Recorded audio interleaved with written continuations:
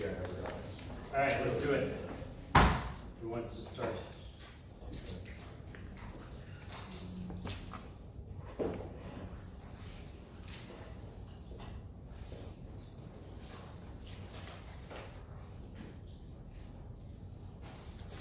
Yes. Can you explain P waves and S waves and what makes them different and what causes them? P waves, S waves, what makes them different? Where do they go? What do they do? All that kind of good stuff. Sure. So, let's see, that's chapter 9. So we'll get that one up here.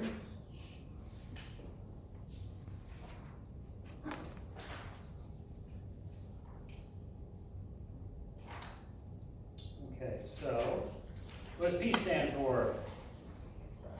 Primary. What does S stand for? Secondary, yeah. So primary, secondary, because P waves travel faster. They get where they're going faster. So they're first in terms of like a primary, like that sense of first.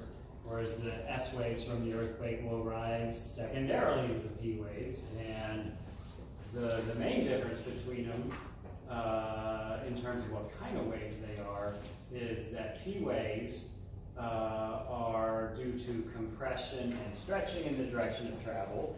So on this slinky model here, the coils wiggle back and forth in the same direction that the wave is traveling. S waves are transverse waves. The jiggling when the wave goes by is perpendicular to the direction that the wave is traveling. So here, the coils vibrate up and down while the wave goes left to right along the slinky. So if you had a long spring like I did in class before and you shake one end of it like that, a bump travels back and forth along the spring, so the coils go up and down, but the bump is going left to right. And so those are what S waves are like.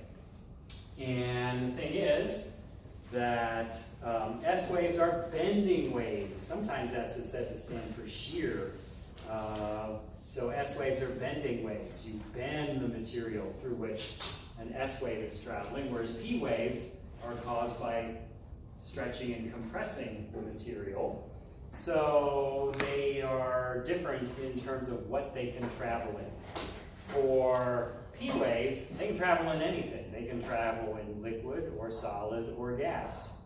S waves, on the other hand, because they are bending waves, if I try to grab some air and bend it, if I want to be the air bender, whatever the hell that means, that doesn't really work because air does not resist being bent. Waves travel because a material resists the deformation that the wave represents. And so you can't bend air and expect it to pull back on you. You can't bend water and expect it to pull back on you. So S waves only travel through solids because you can certainly bend a solid and it resists being bent.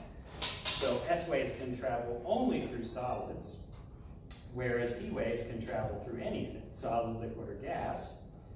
And what that means is that we can learn things about them. We learn things about Earth from the different ways that the different types of earthquake waves travel through it.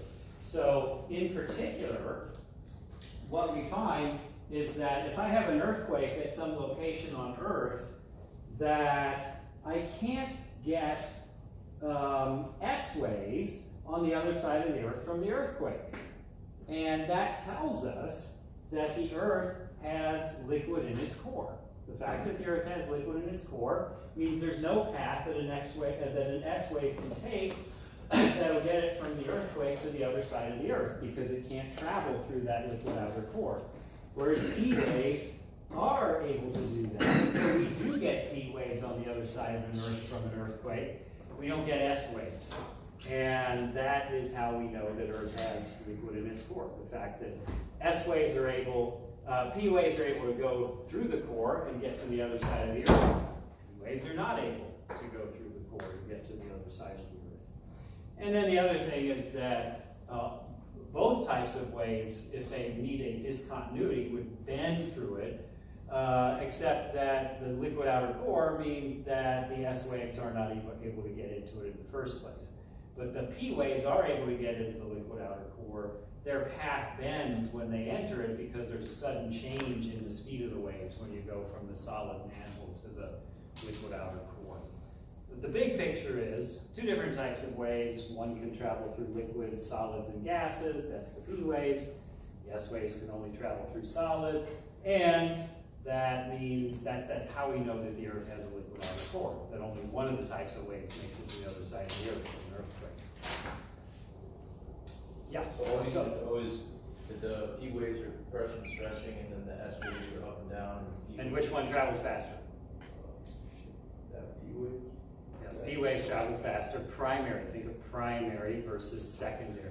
So, and realize that then that the P waves can make it through to the other side of the Earth from the earthquake because they can go right through the liquid outer core.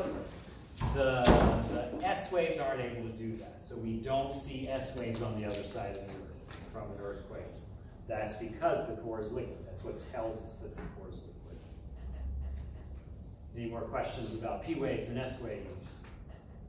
Yeah? The shadow zone, is that on both sides? That's just where the P waves Yeah, so they've artificially cut the Earth in half and only looked at P waves on this side and only looked at S waves on that side, when in reality both types of waves travel both directions, certainly from an earthquake. And so this shadow area where there's no direct P waves actually goes all the way around on both sides. Yeah, absolutely. Yeah, this is just a cross section and they've artificially split it into two sides like that.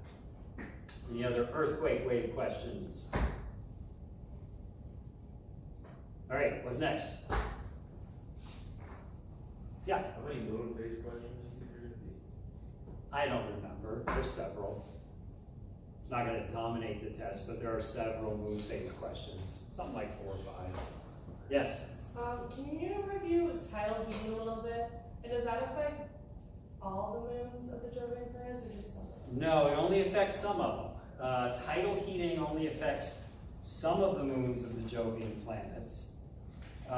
If you have a moon that has a young icy surface and water venting from it, it's a pretty good bet that's a tidally heated moon. So, you kind of go in that direction. But in particular, generally to get tidal heating, we would expect there to be a resonance, an orbital resonance, and the classic example of that is with the 3 innermost Jovian moons of Jupiter, the Galilean moons of Jupiter, so Io, Europa, and Ganymede. So the basic idea with tidal heating is that for it to happen, the moon has to have a non-circular orbit. This is greatly exaggerated, but this is showing Io going around Jupiter, and I'm going to change the lighting situation because I think it makes it hard to see if I've got the lighting on here. So this is way exaggerated. Io's orbit is a lot closer to circular than this. But the idea is we know that one side of the moon feels a stronger pull from Jupiter's gravity, the near side, than the far side does. And that has the effect of stretching the moon out, making it non-spherical. Again, this is way exaggerated, or Io doesn't get nearly that stretched out. But the idea then is when the moon is closer to Jupiter, there's a bigger tidal effect. There's a bigger difference in the strength of gravity on the near side of the moon compared to the far side of the moon. So Io gets more stretched out by Jupiter when it's close to Jupiter than when it's far from Jupiter. And so as Io goes around Jupiter in its not quite circular orbit, you get kind of this, where it keeps getting squeezed in, relaxed, squeezed in, relaxed, squeezed in, relaxed. That produces friction inside of Io that heats it. And that's tidal heating in general, that if the moon is not moving on a circular orbit, then it stretches and relaxes as it goes from the closest point of its orbit to the farthest point of its orbit. And Europa The next moon out also suffers tidal heating, or enjoys tidal heating, however you want to think of it. So does Ganymede. We think Ganymede does too. Even though Ganymede's orbit is very nearly circular now, so it shouldn't be tidally heated now, we suspect that the orbit was less circular in the past, and so it was tidally heated in the past, which is probably why its surface, many parts of it are relatively young. And then what helps out with those three particular moons is they have this orbital resonance, that for every one time that Ganymede goes around Jupiter, Europa goes around twice, and Io goes around 4 times. And so that means that those 3 moons keep coming into the same configuration over and over again. Every orbit of Ganymede, when Ganymede is back here, Europa's here, Io's here.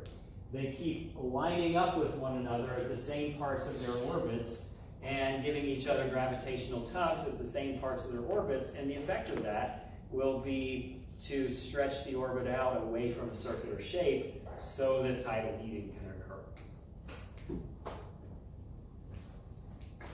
Not every Jovian moon has that, but certainly Io, Europa, and Ganymede do. That's why Io is the most volcanically active moon in the solar system. That's why Europa appears to have oceans of water underneath it, an ocean of water underneath its surface.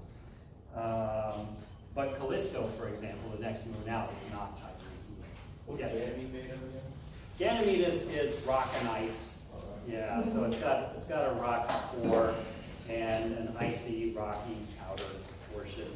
All of the Jovian moons tend to have that composition, except Io is very much an exception because it's so close to Jupiter and has so much tidal heating that the water and other ices have been baked out of it. And small moons that are just captured asteroids also can have a different composition. But the large moons tend to be a mix of ice and rock. So low has volcano, Ganymede has Yeah, Io has the volcanoes. Ganymede has a young, parts of Ganymede's surface are young. Europa is the one I'm really more interested in. Europa is the one with the ocean underneath the icy crust due to tidal heating. So Europa could actually be potentially a place where life could be in that ocean. We don't know.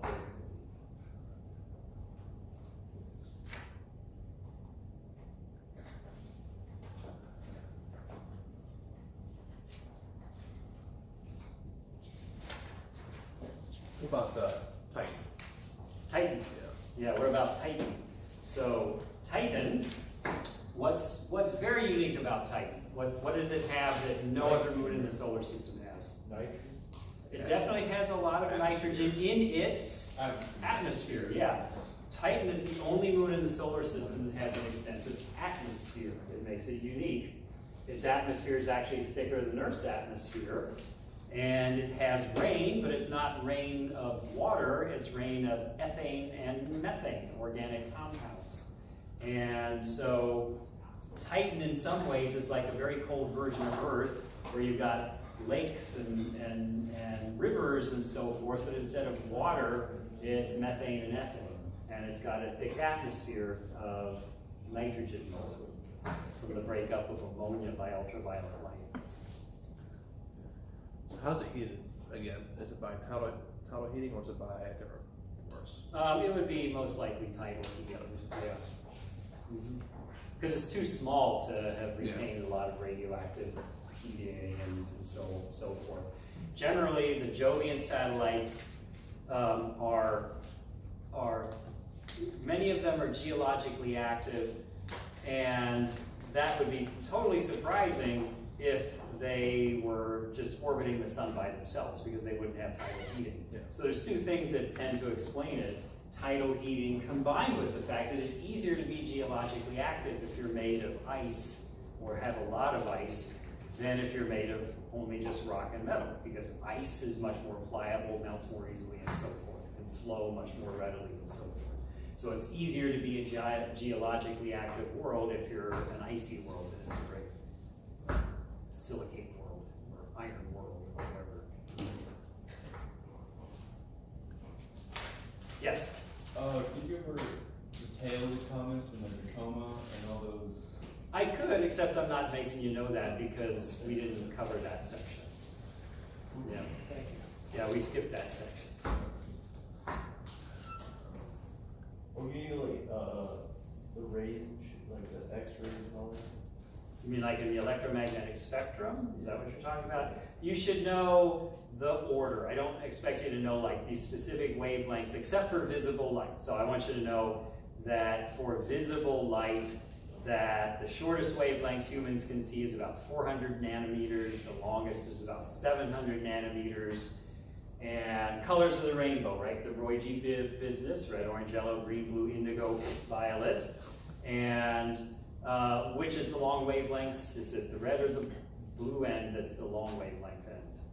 Red. It's the red end, so the 700 nanometer side is the red end, 400 nanometers is blue, and then know that from shortest wavelengths to longest wavelengths, we're dealing with gamma rays, X-rays, ultraviolet, visible, infrared, and then radio waves. Just know that general order without having to memorize like X-rays are from this wavelength to that wavelength, you know, that sort of thing. So the 400, 700 strongest? 400, 700 is what our eyes can see. Blue- Human eyes. Blue is strong? It's not, well, blue photons have higher energies than, say, red photons do. Shorter wavelengths have high energy photons. In terms of colors of the rainbow, if you go red, orange, yellow, green, blue, violet, you're going from the 700 nanometers down to the 400 nanometers. It's red that has the longer wavelengths. Yes? Do you remember the astronomic technique and the Doppler technique? Yeah, so for the astrometric technique, Oh, sorry. yeah, the astrometric technique and the Doppler technique for exoplanets, knowing about exoplanets. Sure. So,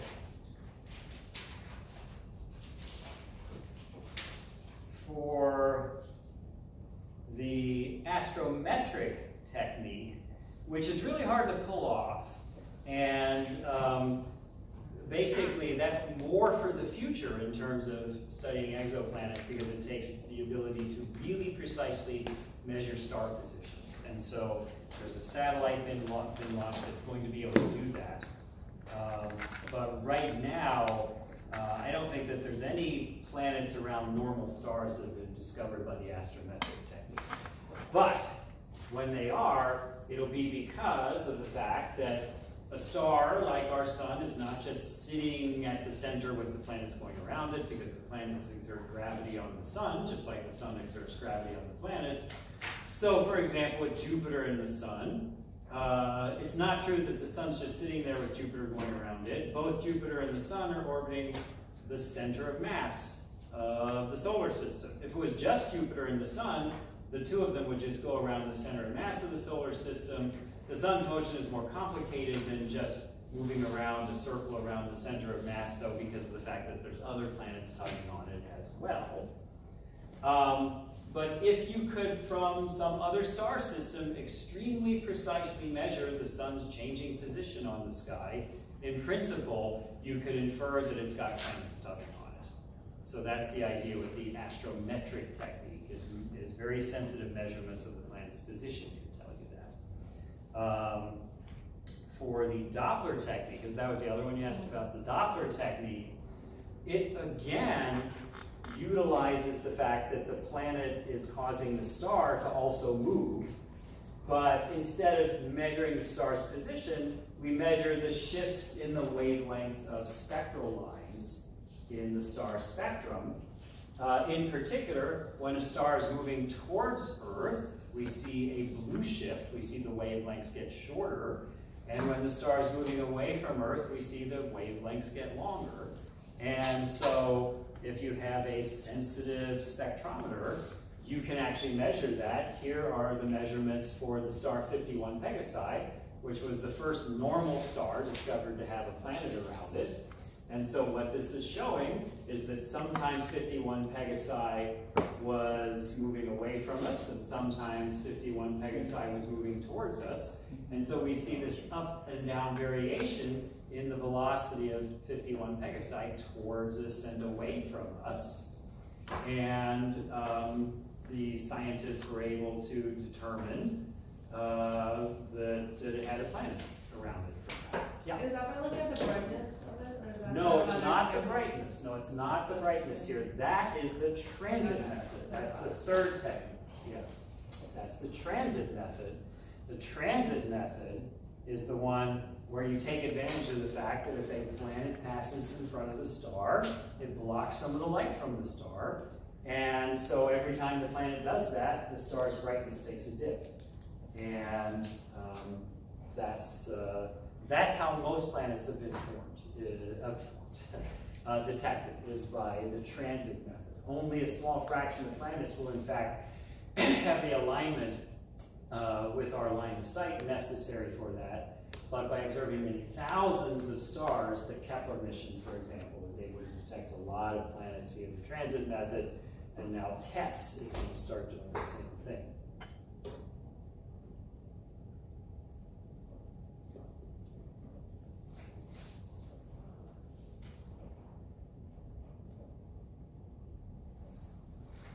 Yes? What's the role of outgassing in creating planetary atmospheres? It creates planetary atmospheres. Oh, So in other words, for example, Venus, really thick carbon dioxide atmosphere. Where did all that come from? Venus's volcanoes. Mars's atmosphere also, in its early history, came from its volcanoes. Earth's atmosphere also had volcanic origin, but Earth's atmosphere is very different what gets belched out of volcanoes, because about 20% of our atmosphere is oxygen, and there's only one thing that could produce an oxygen atmosphere that lasts a long time, because oxygen is very chemically reactive. So why does Earth have an oxygen, not an oxygen atmosphere? Our atmosphere is mostly nitrogen, but why do we have a lot of oxygen in our atmosphere? What produced it?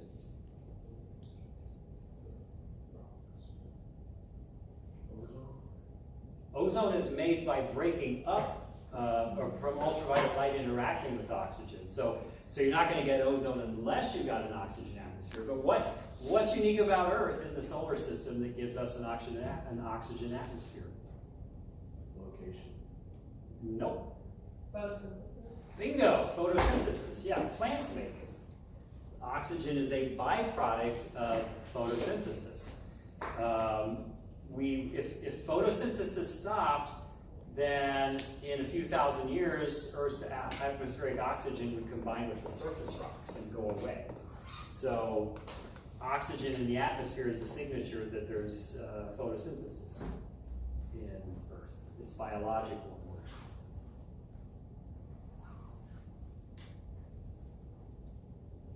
Yes? On the same note, can you go over greenhouse gases? And Sure. like? Like what's the deal with the greenhouse effect? Yep. So, let me pull up the planetary atmospheres.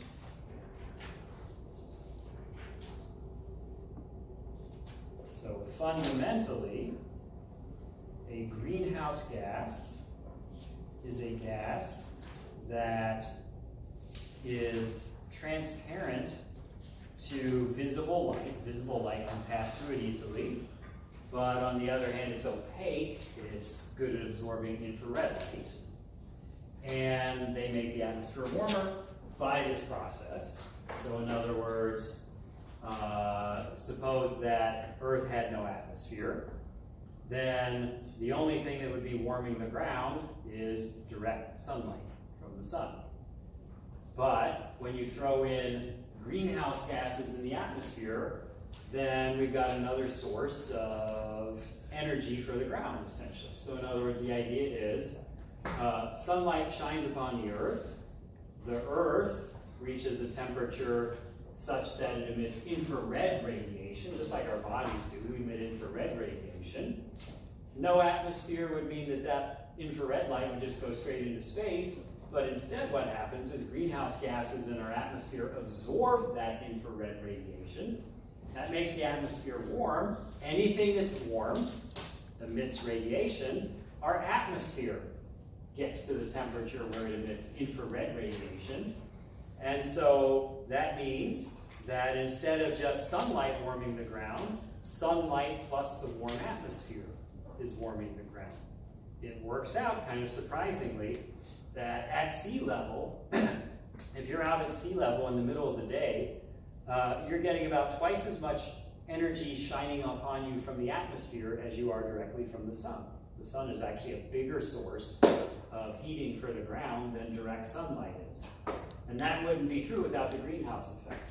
So in other words, the surface gets warmer than it would without the greenhouse effect because the warm atmosphere also is warming the ground. That's what it comes down to. Yes? So is the atmosphere absorbing visible light or Very little. The atmosphere is pretty much transparent to visible light. So visible light largely passes right through the atmosphere. Not 100%. Not all the visible light makes it through, but most of the visible light makes it but through. it's absorbing visible light and then releasing it as infrared?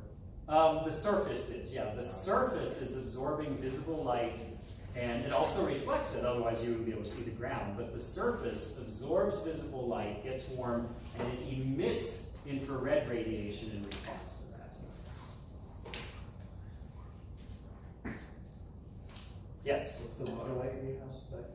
I'm sorry? The runaway greenhouse Well, the runaway greenhouse effect. Anybody got any more questions about just plain greenhouse effect? So the runaway greenhouse effect is what happened on Venus. So on Venus, we think that early Venus had like at least an ocean's worth of water. The sun was dimmer back then. Remember, the sun was dimmer when it formed. So it may be that for hundreds of millions of years after Venus formed, it was a nicer place. It wasn't the hell planet yet. It may have had relatively moderate climate. However, the sun kept warming up. It just kept getting brighter, and you can get to a tipping point where as the sun gets brighter, then you get more evaporation from the oceans. And of course, evaporation forms clouds, and clouds can have a cooling effect because they reflect a lot of light back into space. But on the other hand, the water vapor in the air has a greenhouse warming effect. Water vapor is a powerful greenhouse gas. And so you can reach a tipping point where water evaporating from the oceans gets into the atmosphere and makes it even hotter because water is a greenhouse gas, which makes the oceans evaporate even more, which makes even stronger greenhouse effect, which makes the oceans evaporate even more, and so on and so forth.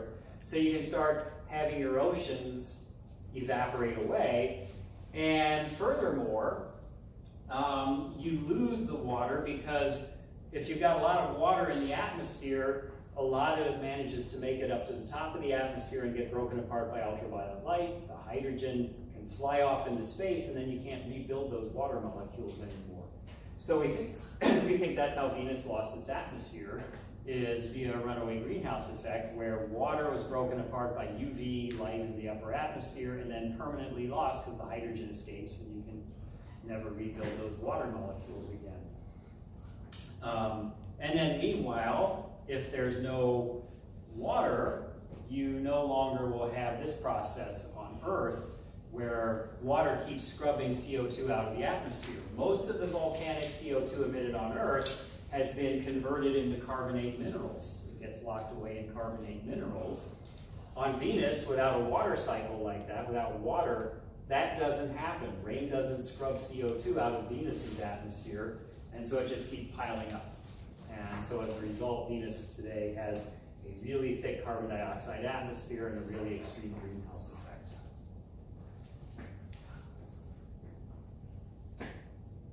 Yeah? This may keep monitoring those, but can you go over Penumbral, Umbra, and Oh, you mean for like eclipses? yeah. Yeah. So what do they mean? Yeah, so they're the different parts of a shadow. So let me pull up the slides for that. Let's see, that is, Way back. I know, is it 2 or 3? Somebody remind, do you remember on that one? Just two. 2, okay. I sometimes forget which is in 2 and which is in 3. So, yeah, those refer to parts of shadows. So, here's the picture that talks about that. So here's Earth, but it would apply just as well to the moon. And what it comes down to is that the penumbra is the lighter part of the shadow, and the umbra is the darker part of the shadow. And the reason for their being different in how dark they are is if you were floating somewhere in the penumbra trying to see the sun, it would be completely blocked by the Earth, or the moon if it was the moon shadow that we were talking about. So if you are in the umbra, you see the sun completely covered by whatever is in your way. But if you're in the penumbra, you only see it partly covered. And so you still get some light in the penumbra. It's not as bright as if the sun were completely uncovered, but it's only partly covered in the penumbra. And so if we're on the ground and there's a lunar eclipse going on, then what we see depends, solar eclipse going on, then what we see is going to depend on where we are relative to the umbra and the penumbra.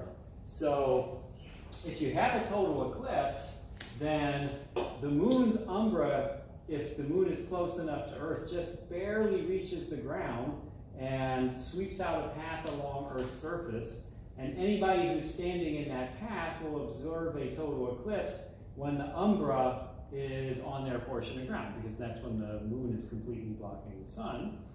But if they are only going to have the penumbra cover them, then they're going to see a partial eclipse. They'll just see the sun partly covered in that case. And solar eclipse only happen in new moon, right? Total eclipse. Yeah, solar eclipses can only happen at new moon because you need to have the moon in between you and the sun, and new moon is the phase when the moon is in between us and the sun. And then lunar eclipses can only happen at full moon. Yeah, because there, if you have a lunar eclipse, it's the other way around, where now it's the moon passing into Earth's shadow, and for that to happen, the moon's got to be on the opposite side of the sky from the sun. It's got to be halfway around the sky from the sun, so it's in the part of its orbit where we see it as a full moon in that case.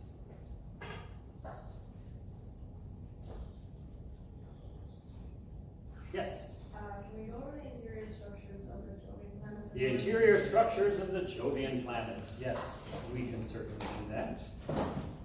So, that's chapter 11, right? Yeah. Okay. So, there's one thing to keep in mind is that there's, in our solar system, two kinds of Jovian planets. There's so-called gas giants, which is a terrible name because they're mostly made of liquid, but whatever. And then ice giants, which is also a terrible name because they're not icy at all in their interiors. They're also mostly made of liquid, but it's different kinds of liquids. So for Jupiter and Saturn, you've got a core that is, we think, composed of rocks, metals, and hydrogen compounds. Although there's some recent results from the Juno probe that suggest that maybe Jupiter's core isn't as well defined as we used to think it is. But okay, I'm not going to worry about that for the purposes of the test. That's not even in your book yet. It's too new a result. And then surrounding that in both Jupiter and Saturn are thick layers, excuse me, of liquid metallic hydrogen. So hydrogen that is so compressed that it is liquid in form and it conducts electricity. It acts like a metal. It's similar to like mercury in a thermometer, which is literally a liquid metal. And then outside of that is a layer of liquid hydrogen. And by the way, there's helium mixed in both cases too. It says liquid hydrogen, but there's also helium mixed in there too. So in that layer, the compression isn't enough to make it metallic. And then surrounding that is gaseous hydrogen, which you could think of as the atmosphere of the planet. So that's Jupiter and Saturn. They've got cores surrounded by metallic hydrogen, surrounded by liquid hydrogen, surrounded by gaseous hydrogen. Uranus and Neptune are different.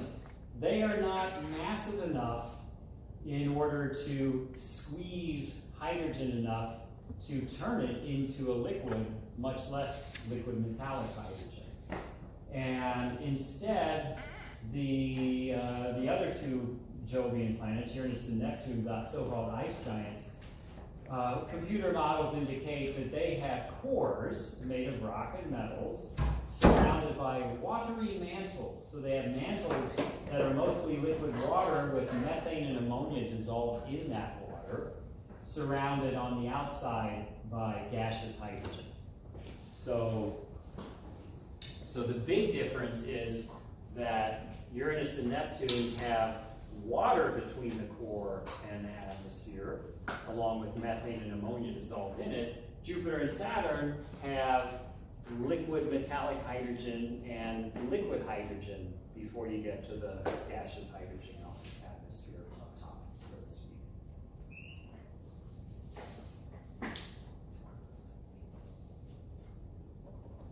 Yes? Which planet has the helium rain heating system? And That's Saturn. That's Saturn has helium rain, yes, and we think that that is what is causing it to emit more energy than it receives from the sun. So the idea is that helium droplets are condensing and falling towards the surface. In other words, it's still differentiating.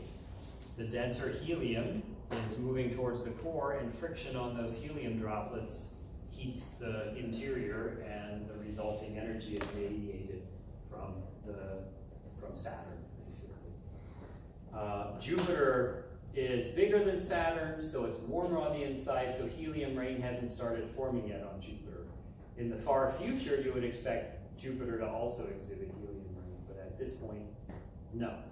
We do see evidence for helium rain on Saturn, not that we can see the helium rain itself, but Saturn's atmosphere has less helium in it than Jupiter's does. And that will be explained if some of the helium has dropped out and started sinking towards the core.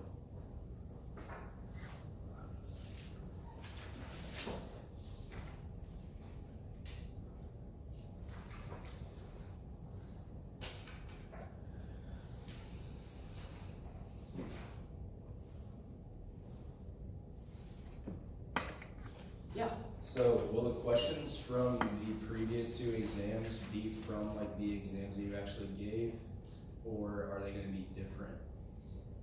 So they will generally be different, but I'm not going to exclude the possibility of, you could see some old friends, so to speak. And I sent an email around which suggests you might want to look at quizzes in mastering astronomy, because I do use the visual quizzes and concept quizzes as a source for questions, and I have nothing against having those show up again, and you're benefiting from having done the visual and concept quizzes in mastering astronomy, and so going over those could help. It'll help you review concepts, and you might again see some very similar questions on the exam. What about the reading quizzes? The reading quizzes can also be helpful.